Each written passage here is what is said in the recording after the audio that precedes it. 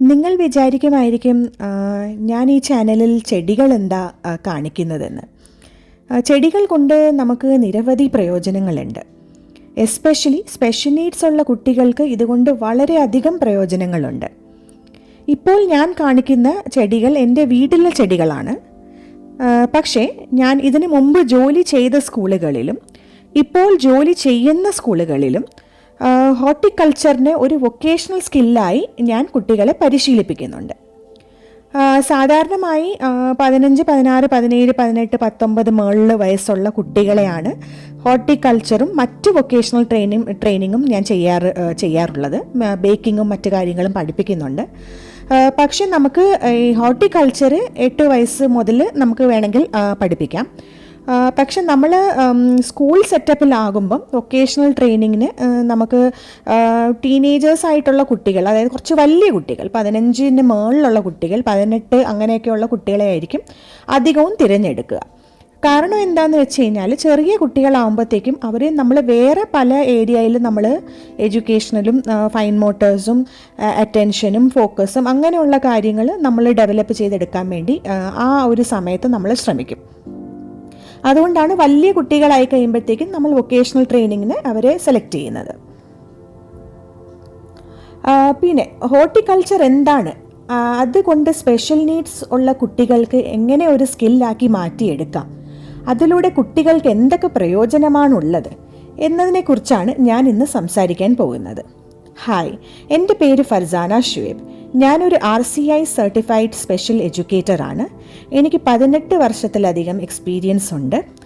വ്യത്യസ്ത തരത്തിലുള്ള ഡിസബിലിറ്റീസ് ഉള്ള കുട്ടികളുമായി 1-on-1 sessions, school settings, inclusive environment, remedial session, vocational training എന്നിവയിൽ എനിക്ക് എക്സ്പീരിയൻസ് ഉണ്ട്. ഇന്ന് ഞാൻ സംസാരിക്കുന്നത് ഹോർട്ടിക്കൾച്ചർ എങ്ങനെ സ്പെഷ്യൽ നീഡ്സ് ഉള്ള കുട്ടികൾക്ക് ഒരു മീനിങ് ഫുൾ ലൈഫ് സ്കിൽ ആയി എങ്ങനെ മാറ്റാം എന്നുള്ളതിനെ കുറിച്ചാണ്. ഈ ഹോർട്ടിക്കൾച്ചർ കുട്ടികൾക്ക് വെറും ചെടികൾ നട്ടു വളർത്തൽ മാത്രമല്ല, അതൊരു ലേണിംഗ് പ്രോസസ്സും കൂടിയാണ്. ഓരോ ചെടിയുടെയും പേര് പഠിപ്പിച്ചെടുക്കാം.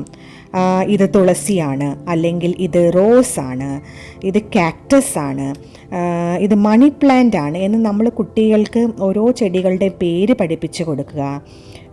ഏതൊക്കെ ചെടിക്കാണ് സൺലൈറ്റ് വേണ്ടത്, അത് എവിടെയാണ് വെക്കേണ്ടത്, സൺലൈറ്റ് കിട്ടുന്നത് പോലെ എവിടെയാണ് വെക്കേണ്ടത്, മറ്റ് ചെടികൾ അധികം സൺലൈറ്റ് ഇല്ലാതെ നമ്മൾ എവിടെയാണ് വെക്കേണ്ടത്, മണ്ണ് തൊട്ട് അത് ആ മണ്ണ് ഡ്രൈ ആണെങ്കിൽ നമ്മൾ വെള്ളം ഒഴിക്കണം. ഇങ്ങനെയുള്ള കാര്യങ്ങൾ നമ്മൾ കുട്ടികളെ പഠിപ്പിച്ചെടുക്കുമ്പം അവരുടെ വൊക്കാബുലറി വർദ്ധിക്കും. പിന്നെ ലിസ്ണിംഗ് സ്കിൽസിൽ മെച്ചമുണ്ടാകും, നെയിമിംഗ് സ്കിൽസ് ഡെവലപ്പ് ആവും.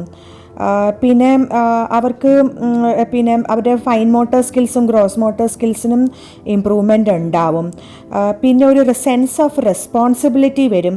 ഇത് എൻ്റെ ചെടിയാണ്, ഞാൻ ഇന്ന സമയത്ത് വെള്ളം ഒഴിക്കണം, ഞാൻ ഗാർഡൻ ക്ലീൻ ചെയ്യണം എന്നൊക്കെ ഉള്ള ഒരു സെൻസ് ഓഫ് റെസ്പോൺസിബിലിറ്റി വരും. പിന്നെ സെൻസറി ഇഷ്യൂസൊക്കെ കുറേയൊക്കെ മാറിക്കിട്ടും. പിന്നെ ഇത് ഫ്യൂച്ചറിൽ കുട്ടികൾ നല്ലതുപോലെ ട്രെയിനായി കഴിയുമ്പോഴത്തേക്കും നമുക്കിതൊരു തൊഴിലാക്കിയും മാറ്റിയെടുക്കാൻ പറ്റും.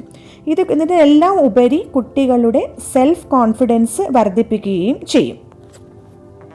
ഞാനീ പറഞ്ഞ സ്കില്ലുകളെല്ലാം ഒരു ദിവസം കൊണ്ടോ ഒരു മാസം കൊണ്ടോ ചിലപ്പോൾ നമുക്ക് ഡെവലപ്പ് ചെയ്യാൻ പറ്റില്ല.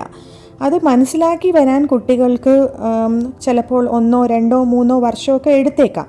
പക്ഷെ നമ്മൾ എന്തൊരു കാര്യവും എക്സ്പോഷർ കൊടുത്തില്ല എന്നുണ്ടെങ്കിൽ ആ ഒരു സ്കില്ല് ഡെവലപ്പാക്കി എടുക്കാൻ നമുക്ക് പറ്റില്ല.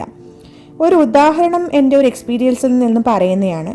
ഞാൻ പഠിപ്പിച്ച ഒരു സ്കൂളിൽ ഒരു കുട്ടി ഗാർഡനിലേക്ക് വരുമ്പോൾ ഭയങ്കരമായിട്ടും കരയും. കാരണം ആ മണ്ണ് തൊടുന്ന, കാലിൽ ഒട്ടിപ്പിടിക്കുകയോ കയ്യിൽ കൊണ്ട് സ്പർശിപ്പിക്കുന്ന ആ ഒരു ഫീലിംഗ്, സെൻസറി ഇഷ്യൂ കാരണം ഭയങ്കരമായിട്ടും കരയുമായിരുന്നു.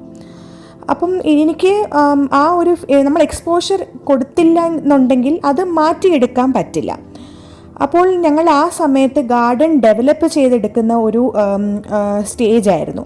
അപ്പം എല്ലാ കുട്ടികളും, അതായത് ഹോർട്ടിക്കൾച്ചറിനും വൊക്കേഷണൽ ട്രെയിനിങ്ങിനും ഉണ്ടായിരുന്ന മിക്ക കുട്ടികളും തുടക്കം മുതലേ ചെടികൾ നട്ടുപിടിപ്പിക്കാനായിട്ട്, പിന്നെ കളർഫുൾ സ്റ്റോൺസ് വെച്ച് വഴിപാത ഉണ്ടാക്കാൻ, പിന്നെ വെള്ളം ഒഴിക്കാൻ, ഗാർഡൻ ക്ലീൻ ചെയ്യാൻ, അവരൊക്കെയാണ് എനിക്ക് ആദ്യം മുതലേ ഹെൽപ്പ് ചെയ്യുന്നത്.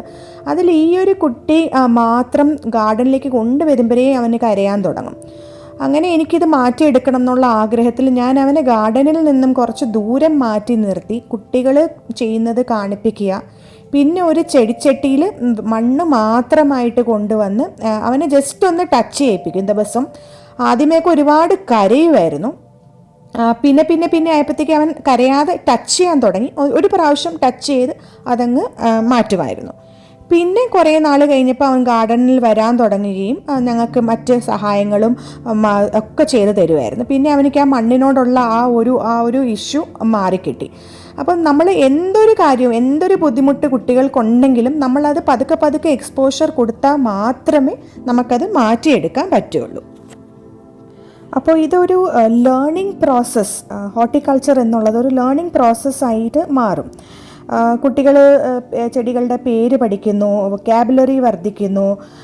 അതുകൂടാതെ അവർക്ക് അവരുടെ ഹൈപ്പർ ആക്ടിവിറ്റി, അഗ്രഷൻ, റെസ്റ്റ്ലെസ്നെസ്, ഇത് നമ്മൾ അത് കുറയ്ക്കാൻ പറ്റും. കാരണം കുട്ടികൾ വെള്ളമൊഴിക്കുന്നു, ചെടികൾ അങ്ങോട്ടും ഇങ്ങോട്ടും മാറ്റുന്നു, ഗാർഡൻ ക്ലീൻ ചെയ്യുന്നു. അപ്പോൾ എക്സസ് എനർജി അവർക്ക് മാറിക്കിട്ടും, കോൺഫിഡൻസ് വർദ്ധിക്കും, കമ്മ്യൂണിക്കേഷൻ ഡെവലപ്പ് ആവും, group activity, turn taking, waiting, ഇങ്ങനെയുള്ള സ്കിൽസ് ഡെവലപ്പ് ആവും. പിന്നെ സൺലൈറ്റ് എന്താണ്, ചെടികൾ എപ്പോഴാണ് ഉണങ്ങുന്നത്, അല്ലെങ്കിൽ ചെടികൾ ഉണങ്ങി എന്നുള്ള കാര്യങ്ങൾ മനസ്സിലാക്കുക. റെസ്പോൺസിബിലിറ്റി വരും. അതായത് ഞാൻ രാവിലെ വെള്ളം ഒഴിക്കണം, അല്ലെങ്കിൽ വൈകുന്നേരം വെള്ളം ഒഴിക്കണം, അങ്ങനെയുള്ള റെസ്പോൺസിബിലിറ്റി വരികയും ഇത് എല്ലാം കുട്ടിയുടെ ഓവറോൾ ഡെവലപ്മെൻറ്റിന് സഹായിക്കുകയും ചെയ്യും. അപ്പോൾ ഞാൻ ചെയ്യുന്ന വീഡിയോകളൊക്കെ നിങ്ങൾക്ക് പ്രയോജനപ്പെടുന്നു എന്ന് ഞാൻ വിശ്വസിക്കുന്നു. വേറെ എന്തെങ്കിലും ടോപ്പിക്കിനെ കുറിച്ച്, സ്പെഷ്യൽ നീഡ് സംബന്ധമായ എന്തെങ്കിലും ടോപ്പിക്സിനെ കുറിച്ച് നിങ്ങൾക്ക് അറിയണം എന്നുണ്ടെങ്കിൽ എന്നോട് ചോദിക്കാം. എനിക്കറിയാവുന്ന കാര്യങ്ങൾ ഞാൻ നിങ്ങളോട് ഷെയർ ചെയ്യുന്നതായിരിക്കും.